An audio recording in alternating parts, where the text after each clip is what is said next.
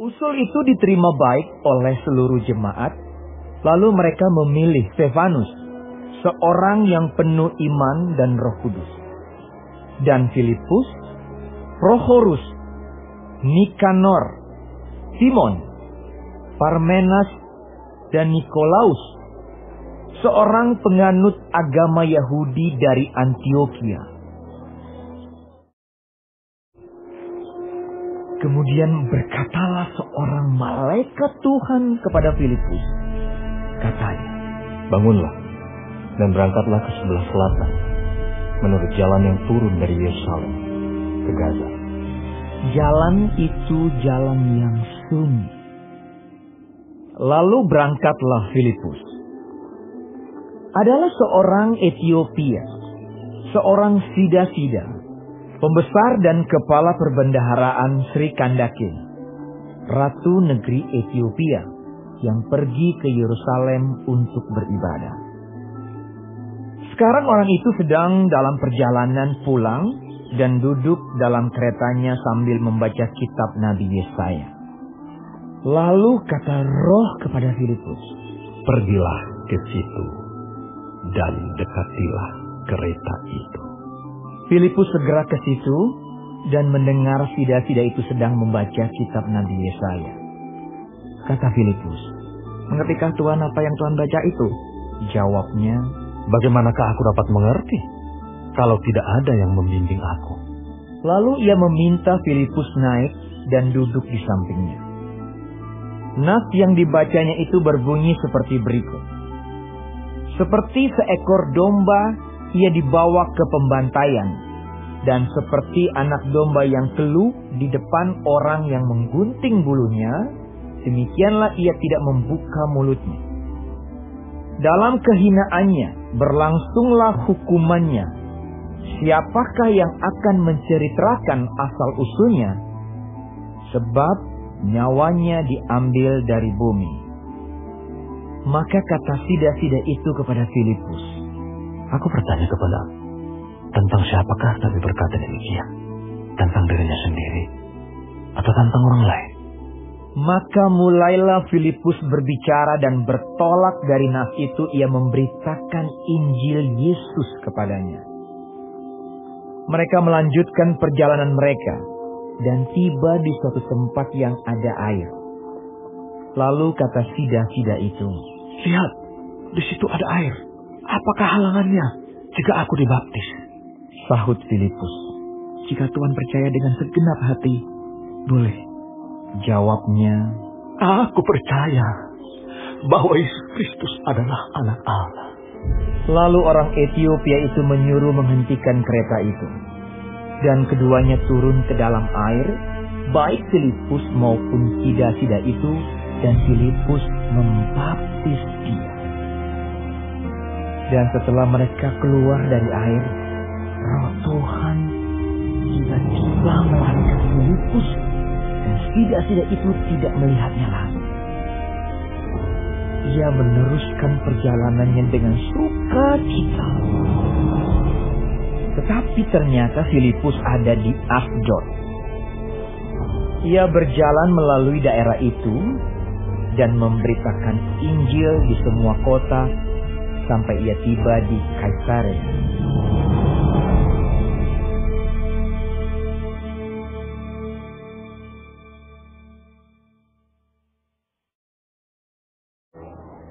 Pada keesokan harinya kami berangkat dari situ dan tiba di Kaisarea. Kami masuk ke rumah Filipus, pemberita Injil itu, yaitu satu dari ketujuh orang yang dipilih di Yerusalem, dan kami tinggal di rumahnya.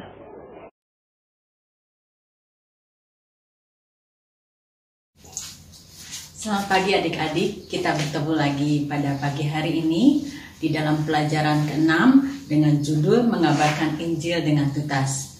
Gimana keadaan adik-adik sekalian? Sudah sibuk dengan sekolah kan? Kita akan belajar pada pagi hari ini ya, karena ini hari Minggu, istirahat dulu sebentar, masuk ke dalam pelajaran sekolah minggu ya. Nah, kita akan belajar bagaimana sikap kita di dalam mengabarkan Injil dengan tuntas. Tapi sebelumnya kita akan berdoa dulu. Bapa di surga, terima kasih pada pagi hari ini kami boleh kembali bersama dengan Tuhan, mendengarkan firman Tuhan yang akan kami dengarkan. Kami mau berdoa, Roh Kudus sendiri akan membimbing kami, menerangkan hati, pikiran kami, sehingga firman Tuhan menjadi jelas dalam kehidupan setiap hati kami dan adik-adik kami. Kami mau menyerahkan waktu ini ke dalam tangan Tuhan, dan kami mau bersyukur untuk setiap berkat, untuk setiap kebaikan yang boleh kami nikmati di dalam Tuhan. Terima kasih Bapa, di dalam nama Yesus Kristus kami berdoa. Amin. Adik-adik, kalau adik-adik punya pekerjaan rumah diberikan oleh guru di sekolah, atau punya satu tugas, apa yang adik-adik lakukan? Adik-adik tentu akan mengerjakan tugas itu kan, pasti mengerjakan tugas itu pasti sampai selesai. Tidak mungkin mengerjakan tugas hanya sampai setengah atau 3/4, tapi akan diselesaikan dengan baik sampai tuntas. Nah, itulah yang sikap tuntas itulah yang harus adik-adik punyai di dalam setiap hal yang ditugaskan oleh orang lain kepada adik-adik. Nah, begitu juga di dalam pengabaran Injil yang kita akan pelajari pada pagi hari ini. Sikap tuntas di dalamnya ada satu rasa tanggung jawab, ada satu komitmen untuk menyelesaikan keseluruhannya. Nah, kita akan belajar di sini bagaimana Filipus mengerjakan sesuatu apa yang sudah ditugaskan kepada dia oleh Roh Kudus dengan tuntas. Nah, di dalam pelajaran ini, yaitu mengabarkan Injil dengan tuntas, ada dua hal yang harus kita perhatikan di dalam sikap dalam memberitakan Injil, yaitu satu, harus tunduk pada pimpinan Roh Kudus, yang kedua yaitu tekun memberi bimbingan. Bagaimana sih tunduk pada pimpinan Roh Kudus? Adik-adik tentu ingatkan cerita tentang bagaimana Filipus kemudian bertemu dengan sida-sida dari Ethiopia. Nah, sida-sida Ethiopia ini sedang membaca kitab dari Yesaya 53 ayat 7 sampai dengan 8. Kemudian Filipus ini melewati dia, dan kemudian atas bimbingan Roh Kudus, atas perintah Roh Kudus, Filipus mendekati sida-sida itu. Kenapa Filipus kemudian berhenti dan menghampiri sida-sida itu? Karena Roh Kudus yang di dalam hatinya menyuruh seperti itu. Dan kemudian Filipus tunduk kepada perintah Roh Kudus. Di sini melihat dari cerita itu, setelah selesai melakukan pelayanan terhadap sida-sida Ethiopia, katanya ketika kemudian sida-sida Ethiopia itu ketemu dengan Filipus dan terjadi percakapan. Nah, kemudian Filipus setelah selesai bercakap dengan sida-sida Ethiopia, kemudian Roh Kudus kembali memberikan tugas kepada Filipus untuk pergi ke Asdod. Sekali lagi di sini Filipus tunduk kepada apa yang perintah Roh Kudus. Adik-adik, di dalam kehidupan kita sangat penting sekali tunduk kepada pimpinan Roh Kudus di dalam segi apapun juga. Nah, di dalam pemberitaan Injil kita lihat bagaimana teladan daripada Filipus yang tunduk kepada Roh Kudus. Kemudian sikap kedua yaitu tekun memberikan bimbingan. Ketika Filipus mendekati sida-sida itu sida-sida dari Ethiopia itu sedang membaca dari Yesaya 53 ayat 7 sampai dengan 8. Karena mungkin tidak mengerti, jadi ada rasa penasaran sida-sida itu terhadap ayat-ayat yang dibacanya. Karena ada Filipus datang, kemudian dia bertanyalah tentang arti ayat-ayat itu kepada Filipus, dan sida-sida itu memohon bimbingan daripada Filipus. Dan kemudian Roh Kudus yang ada dalam hati Filipus kemudian memberikan pengertian yang benar kepada Filipus saat dia membimbing sida-sida Ethiopia itu, sehingga bisa membimbing sida-sida Ethiopia dan menerangkan apa yang tertera di dalam Yesaya 53 ayat 7 sampai dengan 8 itu. Filipus memberikan bimbingan tidak hanya dilakukan terhadap orang lain. Ternyata Filipus juga di rumahnya dia membimbing 4 orang anak perempuannya sesuai dengan karunia mereka, sehingga anak-anak perempuannya itu di dalam kita melihat bagaimana anak-anak perempuan itu mempunyai karunia di dalam kehidupannya yang bisa dipergunakan di dalam kehidupannya karena bimbingan daripada ayahnya. Tekun memberi bimbingan ini sangat diperlukan sekali di dalam kita memberitakan Injil. Kemudian kita juga harus siap sedia sebagai pemberita Injil. Kita melihat situasi di dalam pelayanan jemaat di Yerusalem itu semakin kompleks karena jemaat Yerusalem semakin berkembang, sehingga kemudian mereka juga petugas-petugas harus memberitakan Injil, memberikan pelayanan firman, mereka juga harus melakukan pelayanan sosial, sehingga situasi tersebut kemudian tidak memungkinkan untuk ditangani lagi oleh 12 rasul, sehingga kemudian para rasul itu ingin kembali kepada fokus mereka, yaitu memberitakan Injil dan memberitakan firman, sehingga kemudian mereka sepakat untuk memilih 7 diakon yang dipilih untuk membantu mereka di dalam pelayanan sosial. Nah, 7 diakon itu adalah Stefanus, Filipus, Prokorus, Nikanor, Timon, Parmenas, dan Nikolaus. Filipus dan keenam diakon lainnya itu siap untuk melakukan tugas pelayanan kediakonan. Nah, sehingga para rasul kemudian bisa memfokuskan tugas mereka untuk pelayanan firman dan pemberitaan Injil.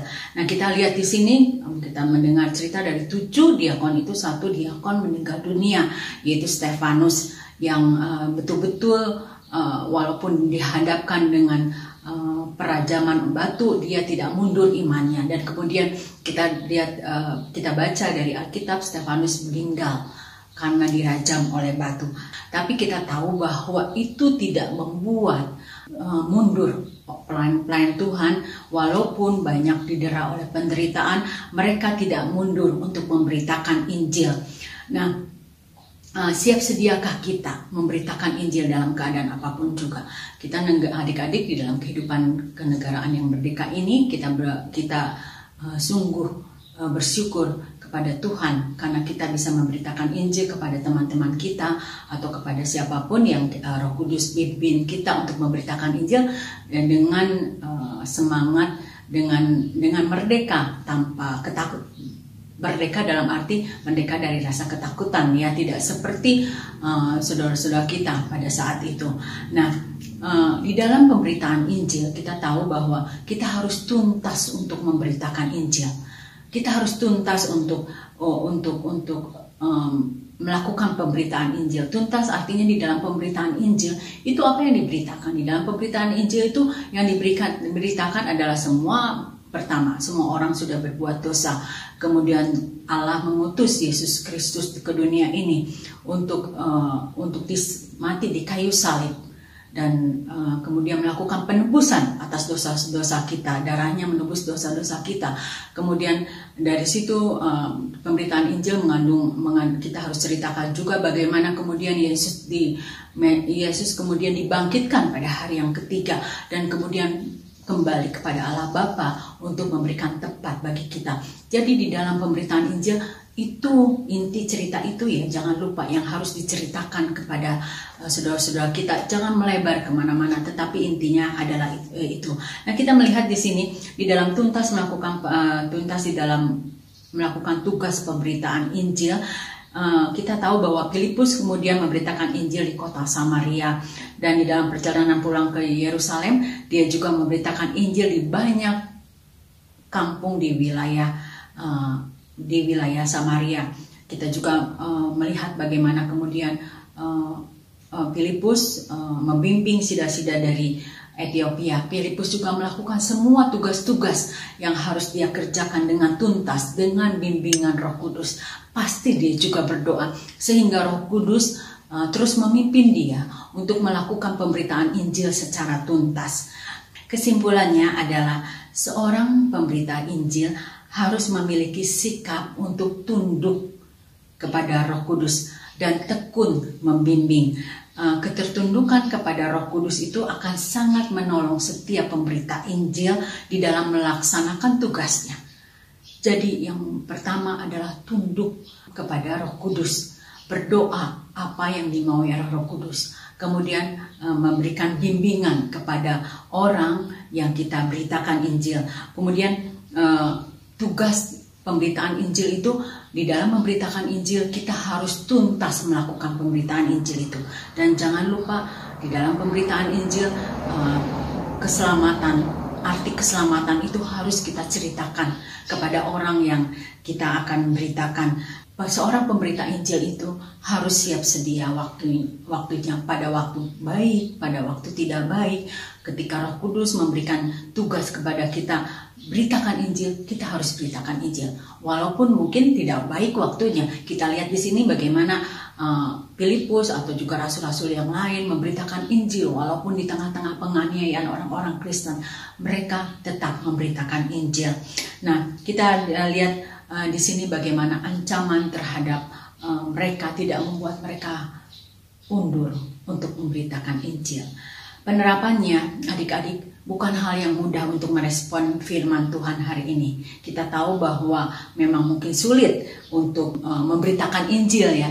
Apalagi mungkin yang baru memberitakan Injil, adik-adik yang baru pertama kali belajar untuk memberitakan Injil, tidak mudah melakukan itu. Tetapi ingat, Rasul Paulus pun pernah mengalami itu. Ya, bagaimana dia memberitakan Injil dengan rasa deg-degan seperti itu. Tetapi kita tahu bahwa kalau kita mau berdoa, dan Roh Kudus pasti akan membimbing kita dan membantu kita di dalam pemberitaan Injil. Nah, buatlah rencana adik-adik untuk memberitakan Injil kepada teman-teman yang mungkin belum terima Tuhan Yesus atau yang belum menerima Tuhan Yesus. Beritakanlah Injil, tidak usah terlalu panjang, tetapi adik-adik bisa melakukannya dengan cara-cara yang seperti warna yang hitam, lalu ada merah, ada putih, ada kuning, dan selanjutnya seperti itu. Sederhana tetapi mengena, karena yang diberitakan adalah tentang Tuhan Yesus Kristus. Nah, demikian pelajaran pada pagi hari ini. Nanti kita akan melihat Pastor, ada tambahan dari Pastor Alex untuk melengkapi pelajaran pada pagi hari ini. Kita sudah mendengarkan pembacaan firman Tuhan dari Kisah Para Rasul. Kita juga sudah mendengarkan pemaparan dari pelajaran 6 Triwulan 3 ini yang berjudul Mengabarkan Injil dengan Tuntas. Dalam kesempatan kali ini, saya kembali hanya ingin menambahkan sedikit dari pemaparan dan sedikit dari penerapan yang sudah disampaikan di pelajaran 6 dari buku LLB kita ini. Untuk ini firman Tuhan akan berasal dari Kisah Para Rasul pasal 8 ayat 26 sampai ayat yang ke-40. Di ayat 26 firman Tuhan berkata, "Kemudian berkatalah seorang malaikat Tuhan kepada Filipus, katanya, bangunlah dan berangkatlah ke sebelah selatan menurut jalan yang turun dari Yerusalem ke Gaza." Di sini kita melihat Tuhan melalui malaikatnya berkata kepada Filipus. Tuhan menyampaikan firman-Nya kepada Filipus. Kemudian di ayat 27 firman Tuhan berkata, "Lalu berangkatlah Filipus." Berdasarkan konteks Alkitab, kita mengetahui bahwa di sini yang terjadi adalah Roh Tuhan menggerakkan Filipus untuk berangkat. Di ayat yang ke-29 firman Tuhan berkata, "Lalu kata Roh kepada Filipus, pergilah ke situ dan dekatilah kereta itu." Di ayat ini kita melihat Tuhan melalui Roh-Nya berkata kepada Filipus. Tuhan menyampaikan firman-Nya kepada Filipus. Di ayat 30 firman Tuhan berkata, Filipus segera ke situ dan mendengar sida-sida itu sedang membaca kitab Nabi Yesaya. Dengan melihat konteks Alkitab, kita mengetahui bahwa Roh Tuhan menggerakkan Filipus untuk ke situ dan mendengar sida-sida itu. Selanjutnya adalah dari ayat 30 sampai 34. Saya hanya akan mengambil satu kalimat. Firman Tuhan berbunyi, kata Filipus, "Mengertikah Tuhan apa yang Tuhan baca itu?" Kembali dari melihat konteks Alkitab secara keseluruhan, pada ayat 30-34 ini yang terjadi adalah Roh Tuhan menggerakkan Filipus dan sida-sida itu untuk berinteraksi. Di ayat yang ke-35 firman Tuhan berkata, "Maka mulailah Filipus berbicara dan bertolak dari nas itu, ia memberitakan Injil Yesus kepadanya." Dari konteks Alkitab secara keseluruhan, di sini kita juga melihat bahwa Roh Tuhanlah yang menggerakkan Filipus untuk memberitakan Injil Yesus kepada sida-sida itu. Di ayat yang ke-37 firman Tuhan berkata, jawabnya, "Aku percaya bahwa Yesus Kristus adalah Anak Allah." Kita tahu dari konteks Alkitab secara keseluruhan juga bahwa Roh Tuhanlah yang menggerakkan sida-sida itu untuk percaya bahwa Yesus Kristus adalah Anak Allah. Di ayat yang ke-39 firman Tuhan berkata, "Ia meneruskan perjalanannya dengan sukacita." Kembali dalam konteks Alkitab secara keseluruhan kita melihat Roh Tuhanlah yang memberi sukacita kepada sida-sida itu saat dia meneruskan perjalanannya. Untuk menutup topik mengabarkan Injil dengan tuntas, khususnya untuk kata tuntas ini, mari kita pergi ke Filipi 1 ayat ke-6. Firman Tuhan berkata, "Akan hal ini aku yakin sepenuhnya, yaitu Ia yang memulai pekerjaan yang baik di antara kamu akan meneruskannya sampai pada akhirnya pada hari Kristus Yesus." Di dalam konteks Alkitab, kita melihat di sini bahwa Roh Tuhanlah yang akan meneruskan pekerjaannya yang baik. Artinya pekerjaan Roh Kudus yang baik terhadap sida-sida itu sampai pada akhirnya.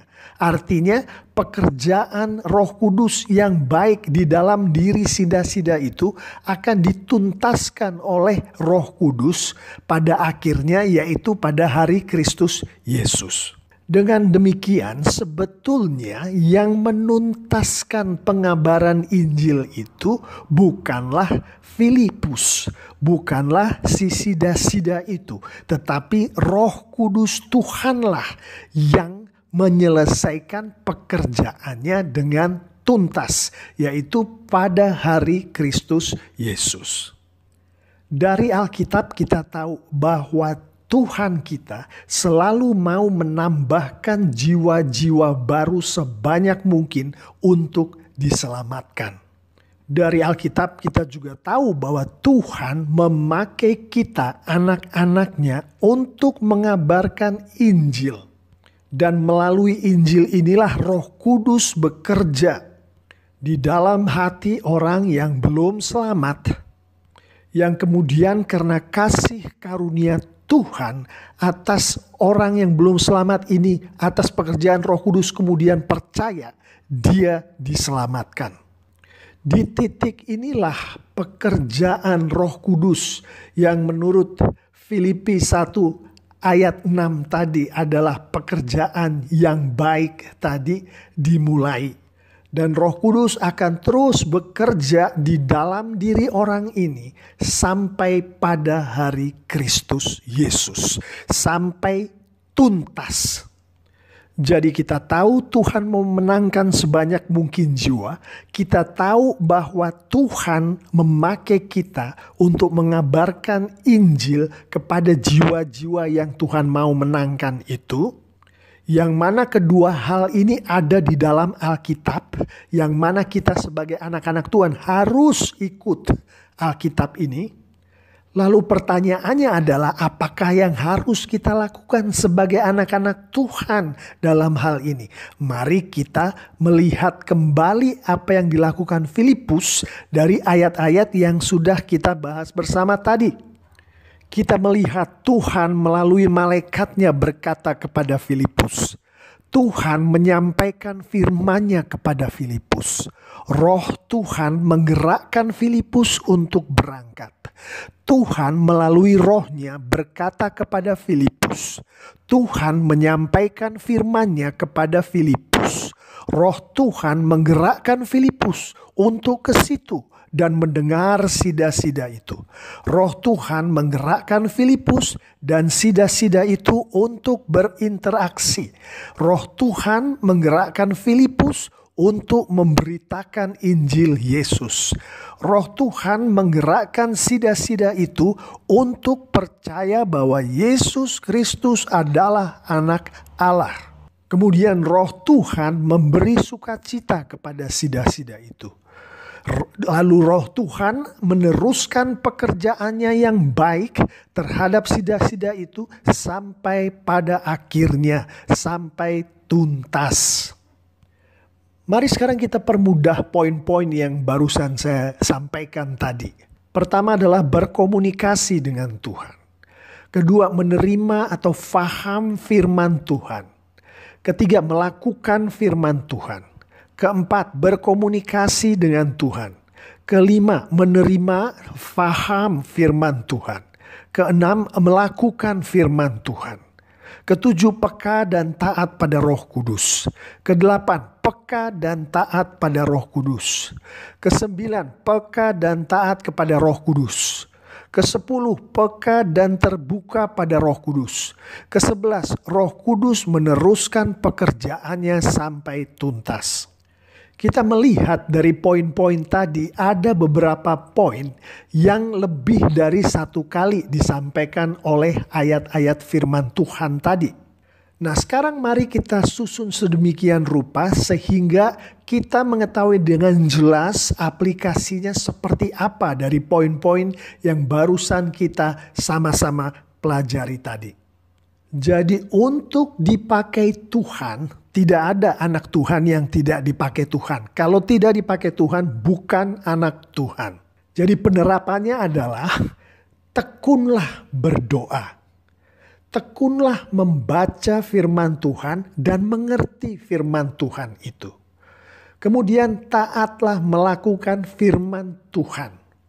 Lalu peka dan taat dan terbukalah pada Roh Kudus pada saat Roh Kudus berbicara kepada kita. Roh Kudus berbicara kepada kita antara lain melalui pada saat kita berdoa, pada saat kita membaca, mengerti dan melakukan firman Tuhan. Nah, firman Tuhannya ini bisa dari Alkitab, bisa dari pendeta, bisa dari teman-teman kita sesama anak Tuhan yang menyampaikan firman Tuhan ke kita. Lalu aplikasi yang terakhir adalah berserahlah penuh pada Roh Kudus. Sehingga Roh Kudus menuntaskan pekerjaan baiknya di dalam kita dengan sempurna. Amin. Adik-adik, teman kita Sahra akan menghafal ayat hafalan minggu yang lalu dari Markus 1 ayat 38. Ayo silakan Sarah. Marilah kita pergi ke tempat lain, ke kota-kota yang berdekatan, supaya di sana aku juga memberitakan Injil. Karena untuk itu aku telah datang. Markus 1 ayat 38. Adik-adik, ayat hafalan pada minggu ini diambil dari Yohanes 14 ayat 12 yang mengatakan, sesungguhnya barang siapa percaya kepadaku, ia akan melakukan juga pekerjaan-pekerjaan yang aku lakukan. Demikian ayat hafalan minggu ini. Adik-adik hafal ya, tolong dihafal dan nanti minggu depan boleh dikirim videonya untuk kita tampilkan. Salah satu dari videonya akan kita tampilkan. Adik-adik, kita akan menutup pelajaran pada pagi hari ini. Tante tetap berdoa, semoga adik-adik semangat di dalam setiap harinya walaupun masih belajar online. Bisa tetap mengikuti pelajaran dengan baik. Adik-adik saya juga terus mendorong adik-adik untuk senantiasa berdoa, membaca Alkitab. Terima kasih untuk teman-teman adik-adik sekalian yang sudah membaca Alkitab setiap hari, memberikan laporannya kepada kita sekalian. Nah, kita juga adik-adik jangan lupa belajar untuk memberitakan ini. Oke adik-adik, kita akan berdoa dan menutup pelajaran pada pagi hari ini. Terima kasih Bapak untuk pelajaran pada pagi hari ini. Kami tahu bahwa seringkali kami takut, sering kami ragu-ragu ketika ada teman yang menanyakan tentang perihal Tuhan Yesus. Tapi tolong kami setelah kami tahu tentang pelajaran hari ini, kami boleh dituntun oleh Roh Kudus yang menemani kami untuk menceritakan tentang Tuhan Yesus, memberitakan Injil kepada teman-teman kami dengan tidak ragu-ragu. Kami mau bersyukur dan berterima kasih untuk kesempatan yang sudah Tuhan berikan bagi kami.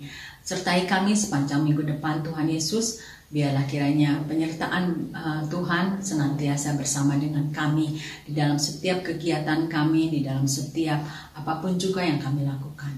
Terima kasih Bapa, karena hanya di dalam satu nama Yesus Kristus kami berdoa dan mengucap syukur. Amin. Sampai minggu depan adik-adik. Bye.